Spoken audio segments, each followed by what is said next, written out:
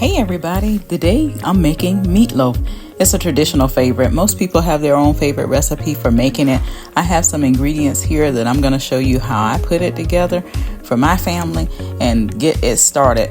But I'm doing a traditional twist on this one. I'm making actually some meatloaf cups. So surprise, but I'll show you how I'm putting that together now.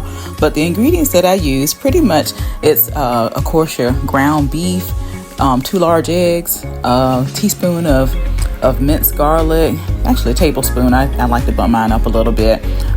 Some ketchup, fresh parsley, panko breadcrumbs, some milk, salt, Italian seasoning, black pepper, paprika, and just a little stuff to just kind of mix it in all together. All of that you saw at the beginning of this video.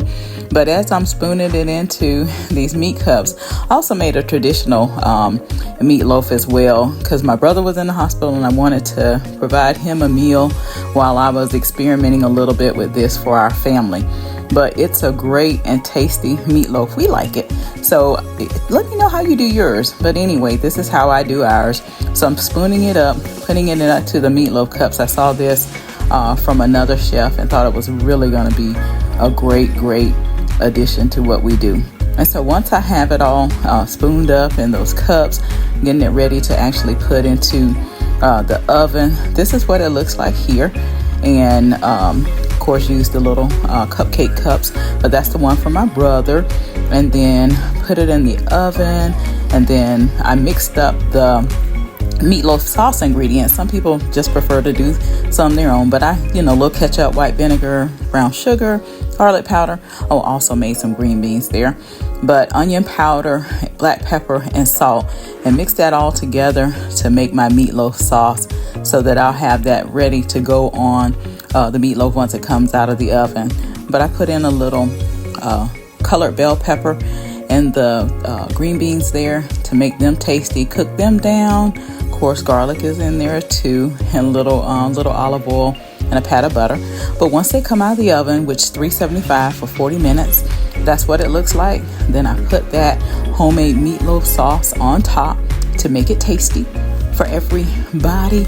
And then I stick it back in the oven for just a little bit, about 10-15 minutes, just for it to kind of brown on top and the sauce to kind of get into my meatloaf.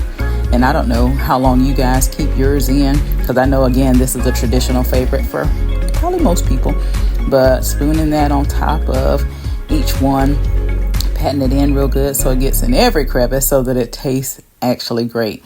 And this is what it looks like after it goes into the oven and comes back out ready to go.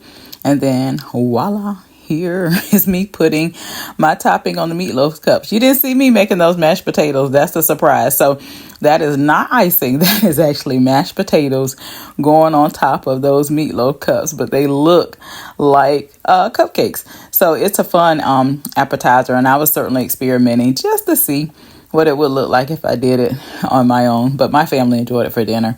Anyway, plated up. That's what it looks like. That's my little to-go plate for my brother, taking it up to him since he just got out of the hospital. But that's it. All right. So there it is on a platter. And there is the final production. Enjoy.